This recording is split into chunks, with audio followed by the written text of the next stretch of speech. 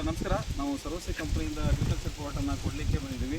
ರೈತರಿದ್ದಾರೆ, already ತೋಟಕ್ಕೆ ಬಂದಿದ್ದೀವಿ. ಇಲ್ಲಿ ಏನೇನು ಸಿಂಪ್ಟಮ್ಸ್ ಇದೆ ಅಂತ ಸರ್ ಅವ್ರ ಬಾಯಿ ಕೇಳೋಣ. ರೈತರಿದ್ದಾರೆ ಸರ್. ನಮಸ್ಕಾರ ಸರ್, ನಿಮ್ಮ ಹೆಸರು? ಓಕೆ ಸರ್, ನಿಮ್ಮ ಹೆಸರು? ಸುರೇಶ್ ಗೌಡ. ಯಾವ ಸರ್ ಇದೆ? ಯಾವ ಓಕೆ ಸರ್, ಇದು ಹಾವೇರಿ ಜಿಲ್ಲೆದಾರ ಸರ್. ಅವ್ರ ತೋಟಕ್ಕೆ ಬಂದಿದೆ ರೈತರಿಗೆ. ಸರ್ ಆಲ್ಮೋಸ್ಟ್ ಮಣ್ಣು ಕೂಡ ಪೇಜ್ ಚೆಕ್ ಮಾಡಿದಾಗ 5.6 ಇದೆ ಅಂತ ಹೇಳಿದರೆ 4.6 ಅಥವಾ 5.6 2 ಇದೆ. ಅಂದರೆ ಸೋಡಿಯಂ ಕಡಿಮೆ ಇದೆ.